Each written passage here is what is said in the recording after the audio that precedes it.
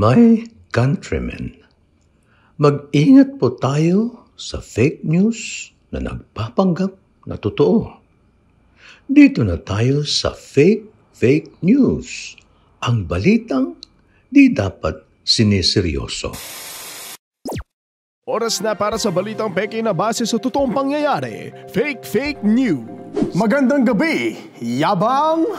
May isang viewer na text sa amin, si Samuel Manalo ng Dadyangas, South Cotabato. Ang tanong niya, bakit parang nagmamadali ang mga music sa umpisa ng mga balita? Dagdag pa niya, stress na stress kaming mga manonood sa mga presyo ng bibilhin at sa kakamadali buong araw.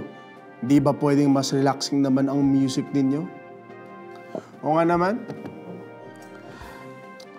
Paano ba ito? Direk! Pwede ba natin pagbigyan si Mr. Manalo?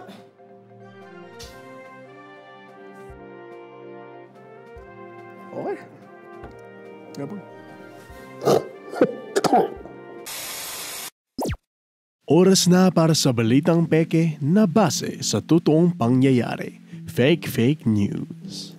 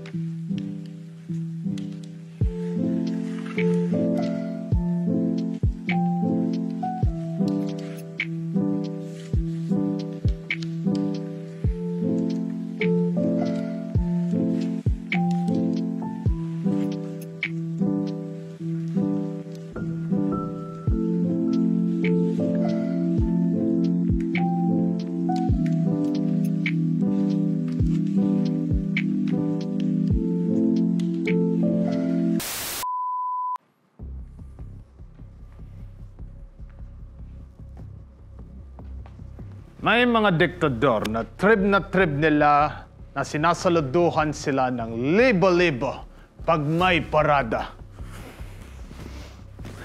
Insecure lang ang mahilig diyan. Yung ibang diktador naman, paggawa ng malalaking rebulto monumento. Mga nagsasayang lang ng pera. Tapos, magagalit ang taong bayan. Tapos magsikan. Tapos sa maliligay ang araw. Yan ang mga diktador na di dapat tularan. Sino ba ang diktador na dapat tularan? Yung marunong. Tulad ko.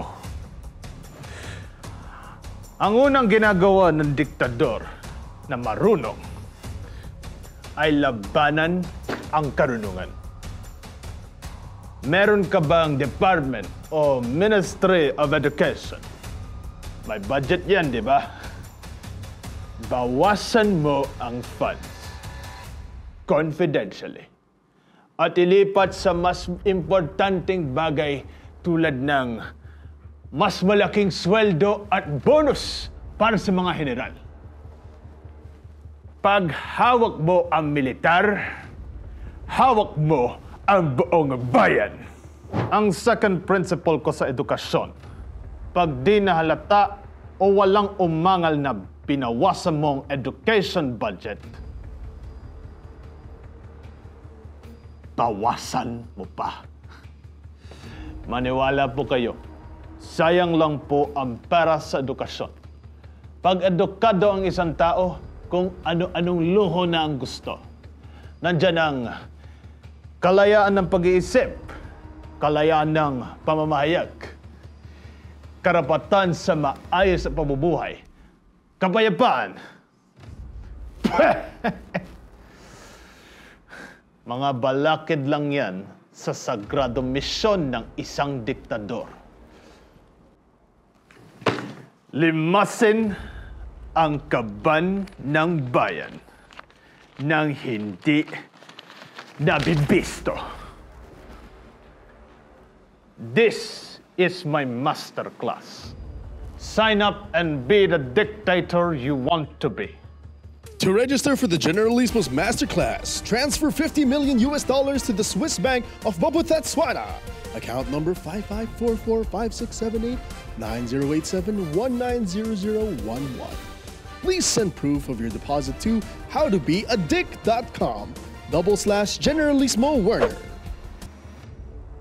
Sorry, di po ako tumatanggap ng senior citizen discount sa masterclass ko. Pinalakpakan kahapon si Senador Robo, Ruben Plantilla, sa joint session ng Ulo Congress at Senador Robo. Ang dahilan, isang makasaysayang panukalang batas na inihain ni Plantilla. Ang mga opisyal tulad ko, halos 24 oras ang trabaho. Halos walang day off. Halos wala kaming family time. Kaya naisip kong gumawa ng pro-family bill para ganahan ang mas maraming miyembro ng pamilya ng isang opisyal na magtrabaho para sa pamahalaan. May cash incentive mula 10,000 hanggang 10 milyon ang bawat miyembro ng pamilya.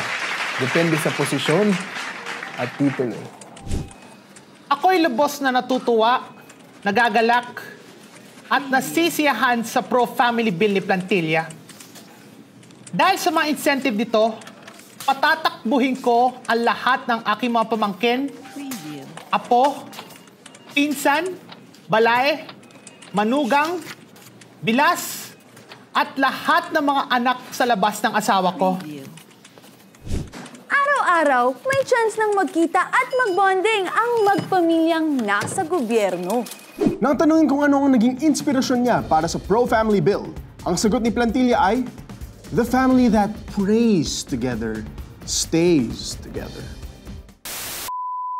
Sa balitang pambansa pa rin, nanawagan si Bong Vamonos, ang Secretary ng Department of the Interior, Posterior, Heartlands, Hinterlands, Lowlands, Midlands, Islands, and Uplands na buwagin na ang NTF Burikak, nationalistic totalitarian front to bamboozle, undermine, repress, and incapacitate communists and anti-capitalists. Ayon kay Secretary Vamonos, Bilyon-bilyon ang budget ng NTF Burikak tapos wala naman silang ginagawa kundi manredtag ng manredtag. Lalo na nung nandyan si Lokring Biday. oh my God! Umaangas siya sa mga pang-aabuso ng mga government official? Komunista yan! Yung mga mamang nakapula yung medyas! Nako, komunista rin yan! Tinutulungan niya ang kanyang kapwa? Oh my God! Komunista rin siguro yan! Tapos, kung pag-aaralan po natin ang mandate ng Department of the Interior, Posterior, Heartland, Hinterland, Lowland, Midland, Island, and Upland at ng NTF Burikak, makikita nyo na pareho ang ginagawa naming trabaho. Sustain peace and order, ensure public safety, and deliver basic services. Bakit pa kailangan ng NTF Burikak matagal nang ginagawa yan ng departamento namin? Maraming senadorobo, ulupong-congressman at miyembro ng gabinete ang pabor sa panawagan ni Secretary Vamonos. Sabi ni Chandra Churrasco, Undersecretary ng Department of Etching, bakit natin tutugisin ang mga kababayan nating komunista kung laging sinasabi ng isang dating pangulo ng kaibigan natin ang isang bansang komunista? China, let it be known, is a good friend and we do not want trouble with them, especially war.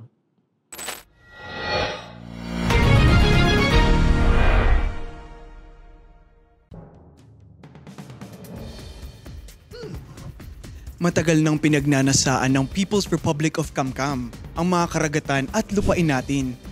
Parang may laban ang ating hukbong pandagat, bibili ang Pilipinas ng isang Titan-class na nuclear-powered submarine. Ang halaga, tinatansyang $4.5 billion. Ayon kay General Arnulfo Urong Sulong, pinuno ng armed fiercest of the Philippines, ang buong Davao Region ang buong Soxargen at ang Zamboanga Peninsula ay isasangla sa Palawan Poncha para may pambayad sa naturang submarino. May kakaibang features ang submarino ng Pilipinas. Para ito'y madaling makilala ng ating mga kaalyadong bansa at maiwasan ang tinatawag na friendly fire, nagpasadya ang ating hukbong dagat ng mga stainless steel na salamin at kabayo na iwi-welding sa harapan ng ating submarino. Para di masyadong ma-miss ng mga Pinoy ang Pinas, maglalagay ng iba't ibang dekorasyon sa loob para feeling at home pa rin ang ating mga marinero. Para di maburyong at mabugnot ang ating mga boys pag dire-diretso ang patrol sa ilalim ng dagat, ganito ang radar signal na gagamitin natin.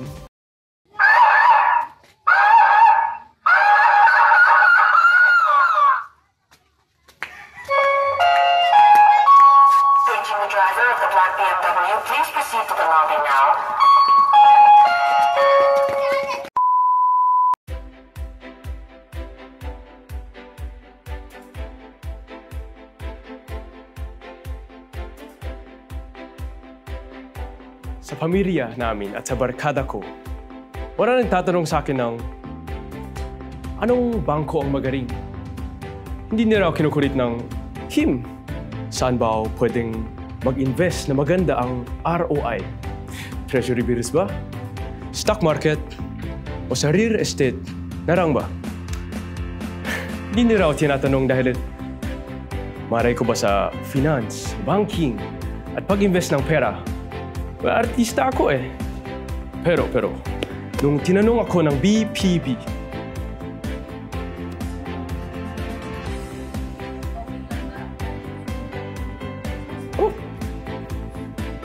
natural, ang sagot ko ay, BPB, bangkong puro bayad. Ito ang pinakamagaling na bangko in the universe. Request ka ng statement, may bayad. Magta-transfer ka ng pera sa ibang BPB account.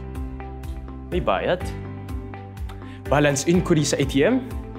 May bayad. Tignan mo ng may pagnanasa ang teller. Nirang, maganda. Dobre bayad. Late ka sa amortization ng kotse o bahay.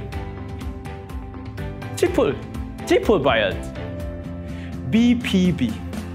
Ang bangko para sa mahilig magbayad. Ang programang ito ay rated F. Fake na fake. Kasing fake ng bigas na 20 por kilo. Kasing fake ng Taliano Gold. Kasing fake ng isang ministro dyan na super madasalin. At anak daw siya ng Diyos pero hinahunting naman ng mga otoridad dahil sa kasong sex trafficking, smuggling at marami pang iba. Dito na tayo sa fake news. Panoorin natin, friends. Kahapon sa Ninoy Aquino International Airport, si Ryan Lindley, isang Amerikanong registered sex offender, ay di pinapasok ng DFA o Department of Foreign Affairs sa Pilipinas at ipinabalik sa kanyang port of origin. Ang kaso ni Lindley, siya ay nahatulan sa Amerika ng 2 bilang ng malaswang pag-uugali sa isang menor de edad. Ayon kay DFA Acting Deputy Assistant of the Principal Associate of the Senior Executive Director of the Pro Tempore Officer in charge of the Junior Undersecretary na si Walfrida Medina. Pinalayas namin si Lindley dahil hindi na natin kailangan pa ng imported na manyak. Marami na sa Republic of Pasakit. Kotang-kota na po tayo dyan. Di ba yung 3 ex mo, puro manyak? Sumakabilang buhay ng isa. At sumakabilang bahay. Ang isa, sumakabilang parlor. Parlor? Lalaki ang gustong manyakin eh. Isang press conference ng Peralco na uwi sa kadasan. Ang pasimuno, mga periodista at mambabalita.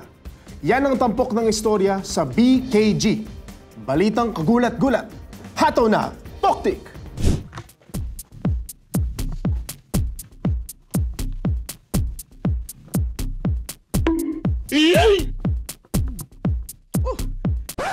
Alam natin, ang mga periodista at mambabalita ay madalas maging biktima ng karahasan. Pero sa kauna-unahang pagkakataon, sila ang naging pasimuno. Ito'y nangyari sa isang press conference ng Peralco kamakailan. Ibinabalita ni Sergio Huapang, spokesman ng Peralco, na magtataas sila ng singil ng kuryente. Opo, tama po. Effective na po sa katapusan ng buwan na ito. Itataas na po natin ang singil ng kuryente sa kadahilanan na wala lang ho. Gusto lang ho namin itaas yung singil ng kuryente. Hindi. Well, okay, ganito ho kasi.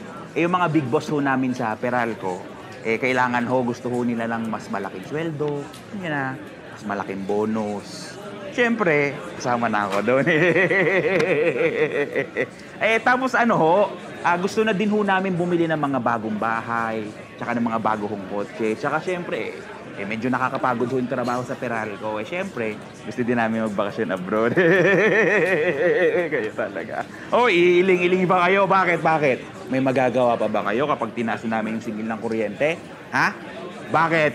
Hindi na ba kayo mag-electric fan tsaka mag-aircon? Ha? Hindi na ba kayo mag-charge ng mga gadget nyo? Ha? Hindi na ba kayo magpe-Facebook? Ikaw! Hindi ka na matitingin sa OnlyFans mo. Ikaw Bakit hindi na ba kayo susubaybay sa mga telenovela pinapanood nyo? Hindi.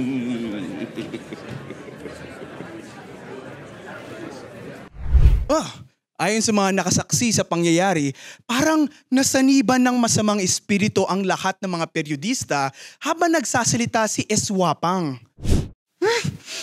Nagtilim ang paningin ko ng mga sandaling yon at di ko na napigilan ang sarili ko. Alam ng lahat na ako'y mahinahon at mapagtimpi, pero dahil sa pananalita ni Wapang, ako'y nagmistulang barbaro na ang tanging layunin manakit. Dahil walang kasing lupit ang mambabalitang galit, bugbog sarado daw si Eswapang. Mula ulo hanggang paa, hanggang kaluluwa, bugbog sarado ko sa mga masasakit nilang panlalait. Tinawag nila akong vampirang gaman, buhayang pangit. Si Surina Canches, nakakala ko, close ko. Sabi niya, halimaw daw ako na may bornek. Tapos, hinamak nila yung misis ko. Alam ko, na hindi namang pang Miss Universe yung kagandahan ng esposa ko, pero bakit naman nila inalabos na lang ganun? Mabait naman yun Tapos, ito yung pinakamasakit. Binulgar ni Degornia yung matagal ko nang nililihim na sumali ako dati sa Battle of the Brains. Tapos, nangamote ako. Wala akong nasagot. Blanco yung utak ko kasi hindi ako nakapag-review kasi may hangover ako noon. Kasi napuyat ako kasi, alam nyo yun, macho dancer ako dun sa may Adonis Ganon.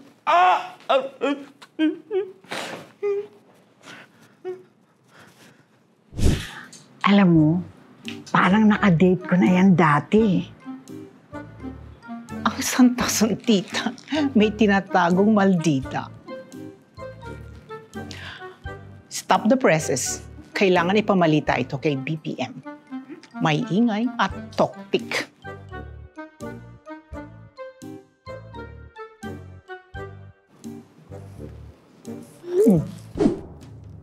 Ayon sa Putragis, People's United Traffic Authority, governmental institutional sector, may pangmatagalang solusyon na sila sa perwisyong traffic na sumasakal sa lahat ng malalaking syudad ng Pilipinas. Ide-deputize ng Putragis ang mga madre bilang traffic law enforcement.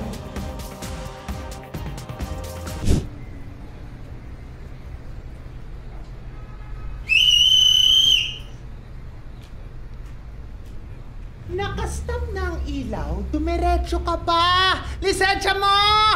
Sister, baka pwede mo naman akong patawarin. Nasa Diyos ang awa, nasa madre ang parusa! Aray, sister! Aray! Aray! Aray!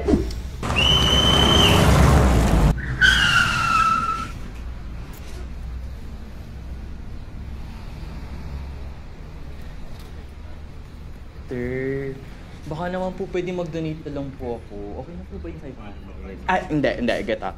Gawin natin 1,000. Ayan. Isa nyo na po para po makatulong pa kayo, di ba? Mahirap. Mga ganun. Nanonohol ka ba? Akin na ang kamay mo! Aray, sister, aray!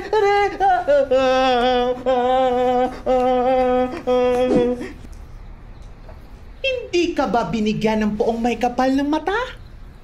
Binigyan po. Ayun naman pala eh. Ano nakalagay sa poste na yon? No parking po. Magpalakpakan po tayo mga kaibigan. Marunong palang umintindi ng traffic sign si Rafaela Lapid. Ano na sign na yon? No left turn po. Yun.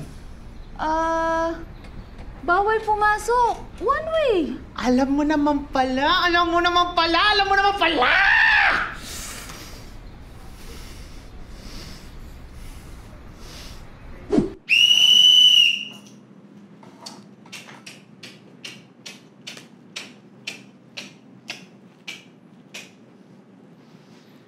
Ano akala mo?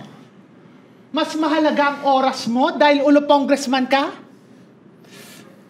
Sino nagsisweldo sa'yo? Taong bayan, di ba? Di ba?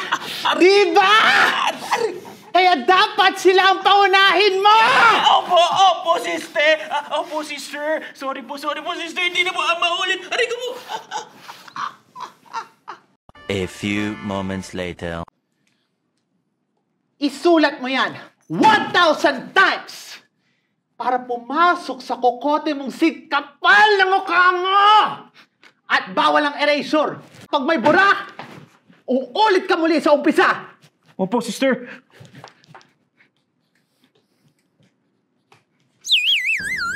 Good job, sister! Bravo! Sister, ikaw na ang bagong bayani ko. At dyan po nagtatapos ang ating balita. Hanggang sa muli, magandang gabi, Yahang! Cut. Good take na lang. Okay, good take. Cutting!